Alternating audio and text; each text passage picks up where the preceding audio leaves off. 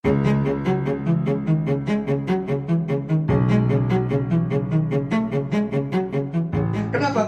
Karena, nah ini penting nih saudara nih ya, karena dengan adanya Habib Rizik Syihab pulang ke Indonesia, maka pemerintah diuntungkan, tanda kutip.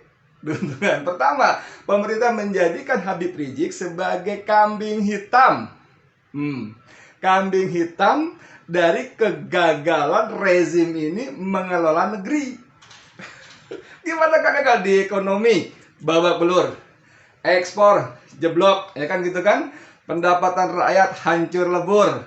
APBN babak belur, nggak punya duit untuk beroperasi, untuk membiayai negara ini. Apalagi dari sisi keadilan hukum, tajam ke bawah, tumpul ke atas. Apalagi dari sisi ancaman ideologi, ancaman NKRI, kedaulatan rakyat, kedaulatan negara. Ada separatisme yang baru kemarin mengibarkan lagi, memproklamasikan kemerdekaannya, mengangkat siapa tuh sebagai presiden ad interim dan sebagainya. Itu jelas-jelas NKRI terancam separatisme. Tapi kan pemerintah nggak bisa ngapa-ngapain, ya kan? Belum lagi utang luar negeri yang gila yang saya ulang-ulang 7.000 triliun dengan bunga yang sangat tinggi. Jadi negeri ini, penguasa ini nggak bisa apa-apa, gagal total. Kan? Tapi mereka tanda kutip bersyukur, beruntung Habib pulang. Ini jadi kambing hitam kita.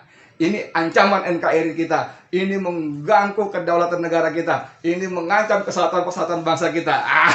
Makanya mereka segala macam upayakan untuk mengkriminalisasi dengan segala macam cara. Setelah dengan cara-cara hukum yang kemarin-kemarin tidak mungkin, lalu disusut operasi yang saya sebut kemarin untuk mengcovidkan. Ngomong-ngomong mengcovidkan, ini luar biasa jahatnya mereka loh saudara. Jahat banget. Udahlah, saya nggak mau ngomong Kapolda ini, Kapolda itu dicopot, enggak, itu udah lewat video saya yang lalu. Ini yang terbaru saudara, untuk membuat kesan seolah-olah Habib Rizik kena COVID, terpapar sehingga atas nama hukum, undang-undang, peraturan bisa ditangkap, diisolasi, diasingkan. Kalau perlu keluar Jawa, mereka susun, mereka buat seolah-olah ada laporan pemeriksaan swab dari Mercy. Ini yang kemarin memeriksa Habib di rumah sakit Umi, bahwa Habib positif COVID. Kurang ajar nggak? Dan itu disebarkan ke media-media. Nggak tahu, saya belum baca media, apakah teman-teman wartawan memakan berita dan memuatnya sebagai berita, saya nggak tahu. Ada saudara. Aduh gila, nanti saya tunjukin di sela-sela tayangan video ini. Mereka palsukan saudara. Palsukan pemeriksaan tanggal sekian atas nama ini, swab pertama, swab kedua tanggal sekian, hasilnya positif. Jahat betul. Jahat betul nih. Penguasa jahat betul. Itu fitnah yang sangat keji. Nah, kembali ke soal tadi saudara. Jadi Habib ini betul-betul tanda kutip menjadi berkah, tanda kutip lagi menurut saya. Menjadi exit bagi penguasa yang minjam istilah Rocky Gerung, dungu lah gitu ya. Kenapa nggak dungu? Bayangin ketika kita sibuk dengan COVID, ketika pemerintah menggiring semua opini kepada Habib Rizik sebagai musuh negara, musuh NKRI, pemerintah DPR kembali membahas RUU HIP. HIP yang kemarin ditolak besar-besar oleh seluruh elemen bangsa di banyak daerah, dibahas lagi. Kita tahu tuntutan kita kemarin, bahkan saya waktu jadi korlap aksi tanggal 24 Juni depan gedung DPR, saya sempat menjadi dipanggil polisi 2 kali karena ada eksiden, menurut saya tadi eksiden pembakaran bendera PKI plus bendera salah satu partai. Saya dipanggil 2 kali di polisi sebagai korlap. Itu kita tolak. Itu tidak dicabut dari prolegnas, program legislasi nasional. Dan sekarang di tengah kita ribut soal COVID, ketika pemerintah sibuk membangun opini Habib Rizik sebagai musuh negara, musuh NKRI, mereka kembali membahas undang-undang HIP. Jahat nggak? Haluan ideologi Pancasila. Yang ada Trisila dan Ekasila itu. Yang ada Neo-Nasakom dan ada PKI itu. Dan masih soal bagaimana mereka memanfaatkan, mengalihkan isu.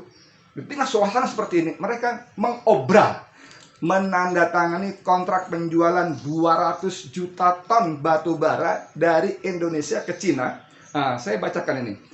200 juta ton senilai 1,46 miliar dolar atau sekitar 40 atau sekitar 20,6 triliun. Itu harganya berapa? Harganya menjadi 1 tonnya dijual 103.000 atau sekitar 7,2 miliar per ton dalam kontrak itu. Sebanyak 200 juta ton. Dijual 1 tonnya cuma 7,25 dolar per ton. Anda tahu berapa harga kontrak batu bara di pasar internasional? 70 ton per dolar. 70 dolar per ton. 70 dolar per ton. Jadi negeri ini menjual sumber daya alam kita, rakyat Indonesia, hampir 10% harganya di bawah harga pasar internasional. Dan ini ditandatangani, saudara, ketika rakyat semua bangsa Indonesia, umat Islam negeri ini digiring betul-betul opininya bahwa Habib Rizik adalah musuh negara, penghancur NKRI, akan menenggelamkan kesatuan dan persatuan. Jahat sekali, saudara.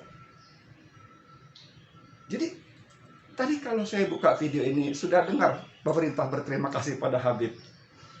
Ya, sebetulnya harusnya begitu. Dengan Habib pulang, mereka punya kambing hitam. Wah, saya ini blow on nih, ekspor saya jeblok. APBN saya babak belur, nggak punya duit. Kalau sampai Januari, Februari nggak dapat duit utangan, saudara. Aduh, saya nggak tahu bagaimana negara ini akan dioperasikan biayanya. Bagaimana dana alokasi daerah, TAU, dana alokasi umum, atau transfer daerah, dana alokasi umum, dana alokasi khusus ke daerah untuk membiayai APBD mereka tidak terjadi dari pusat. Apa yang terjadi, saudara? Jangankan bangun gedung, jangankan miara taman, bayar office boy di kantor-kantor pemerintah saja mungkin tidak sanggup. Ngeri, ngeri, saudara. Terima kasih kedua pemerintah terhadap Habib Rizik adalah bahwa pemerintahnya menjadikan, nah inilah penting, menjadikan COVID sebagai barang dagangan untuk ngemis keluar. Kalau dulu kita ngemisnya ke IMF, Bank Dunia, IDB, ya kan? Sekarang ngemis ke negara-negara, ke Jepang, ke Kanada, ke Jerman, dan hasilnya dapat recehan. Total dari ngemis dari satu negara ke negara lain itu cuma 24 triliunan sekian. Jualannya apa? COVID, untuk membiayai COVID.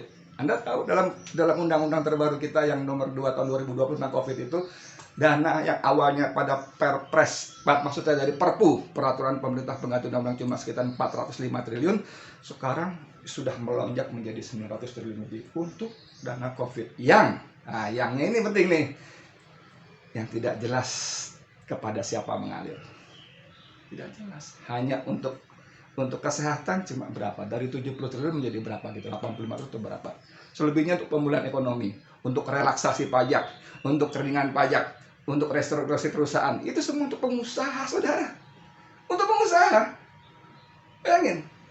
Jadi, gimana ya mau ngomong ya? Sudah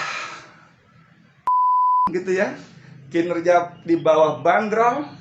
Kalau kemarin-kemarin Menteri Keuangan mengatakan ekonomi kita lesu, APBN kita berat karena situasi global, global, segala macam gitulah ya. Karena perang dagang Cina, Amerika, karena apa segala macam, semua global. Untuk menutupi kebodohannya, kelemahannya, ketidakmampuannya mengelola negeri khususnya ekonomi, kali ini punya dagangan baru karena Habib Rizik penghancur yang akan membahayakan NKRI.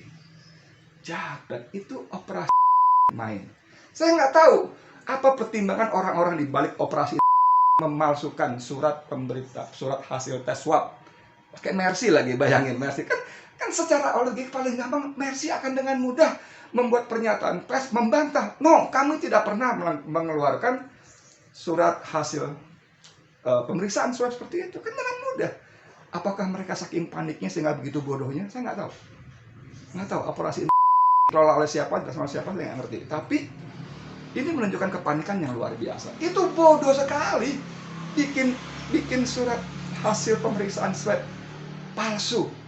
Memakai lembaga tertentu namanya Mercy yang reputasi internasional sudah teruji, sudah terbukti. Bejatnya rejim Jokowi, jahatnya BIN dan Polri. Anda datang, Bid, terima kasih. Mohon maaf ya, Anda jadi kambing hitam. Anda kami posisikan sebagai musuh negara. Anda kami posisikan, aduh, bos, wahai penguasa, aduh, gimana ya? Saya mau ngomong apa? Gini, saya mau kasih tahu sedikit rahasia sebetulnya, rahasia nih ya. Jangan kasih tahu penguasa negara lain, jangan kasih tahu nih ya. Penting nih. Semakin Anda kriminalisasi Habib Rizik, semakin Anda zalimi Habib Rizik, semakin besar simpati orang kepada beliau. Itu sejarah Orde Baru, sejarah Orde Lama, sejarah sebelum reformasi. Orang yang dikriminalisasi, dizalimi, berketerusan, tidak berkesudahan, itu menumbuhkan simpati. Anda bisa bayangkan nggak? Ratusan ribu, jutaan manusia rela datang ke bandara untuk menjemput seseorang yang dirindukan.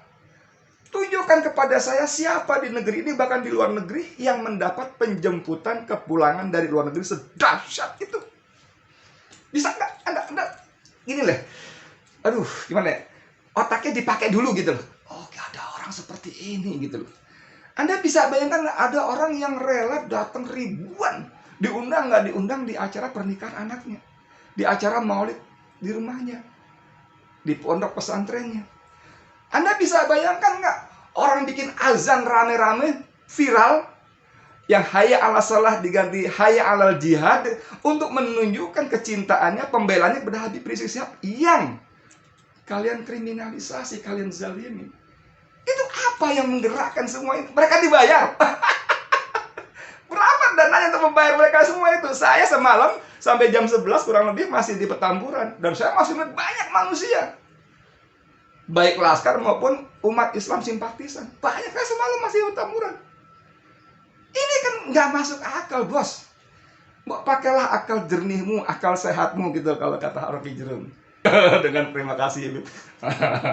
Udah kebanyakan. Makasih banyak ya. Saya tuh Edi Mulyadi. Wassalamualaikum warahmatullahi wabarakatuh.